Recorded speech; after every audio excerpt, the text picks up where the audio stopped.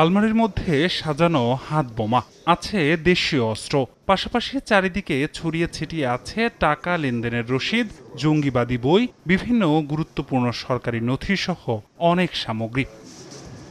ধানমন্ডি 5/এর অবসর ভবনের চতুর্থ তলা। এখানেই প্রায় 8 বছর ধরে গোপনে নিজেদের কেন্দ্রীয় ও মহানগর কার্যালয় গড়ে তুলেছিল জামায়াতে ইসলামী। বিভিন্ন স্থান থেকে জামায়াতের 3 নেতাকে গ্রেফতারের পর এই অফিসটির তথ্য পায় পুলিশের কাউন্টার টেরোরিজম ইউনিট।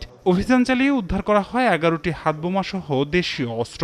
সংস্থাটির দাবি, সাম্প্রতিক সময়ে কোটা আন্দোলনকে কেন্দ্র করে ধানমন্ডি এলাকায় সহিংসতা সহ স্বরাষ্ট্রমন্ত্রীর বাড়ি ঘেরাওয়ের পরিকল্পনা হয়েছে এখান থেকেই। এই আন্দোলনে এই রাস্তাটিতে বা রাস্তার আশেপাশে কিরকম ধ্বংসযজ্ঞ চালানো হয়েছিল, আপনারা জানেন যে মাননীয় স্বরাষ্ট্রমন্ত্রীর বাসায়ও হামলা চালানোর চেষ্টা করা হয়েছিল, হামলা চালিয়েও ছিল, এবং সেটাও এই অফিস থেকে। এবং শিবিরের কেন্দ্রীয় সভাপতি রাশেদ এই হামলার নেতৃত্ব দিয়েছিল। জামাতে ইসলামের ঢাকা মহানগর এবং কেন্দ্রীয় অফিস হিসাবে এই অফিসটি ব্যবহৃত হয়।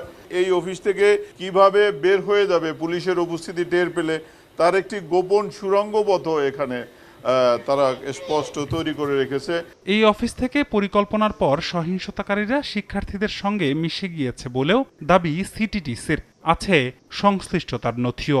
এই অফিস থেকে এমন কোনো নথি পেয়েছেন কিনা যে ছাত্রদের সাথে তারা যোগাযোগ করেছে? হ্যাঁ, আমরা এরকম কিছু নথিপত্র পেয়েছি আমরা এখান থেকে, এবং তাদের মোবাইলেও তারা যে সকল নির্দেশনা দিয়েছে, তাদের গ্রেপ্তারের সময় আমরা তাদের যে ডিভাইসটা সাথে পেয়েছি সেখান থেকেও আমরা প্রচুর তথ্য পেয়েছি। দেশের হোক দেশের বাইরে হোক, যেখান থেকেই অর্থ এসে থাকুক, সকলকেই আইনের আওতায় আনা হবে, সকলকেই শনাক্ত করা হবে। অভিযানে জামায়াতে ইসলামীর কর্মকাণ্ডে আর্থিক যোগান দেয়া অর্থদাতাদের তথ্য পাওয়া গিয়েছে বলেও জানায় কাউন্টার টেরোরিজম ইউনিট।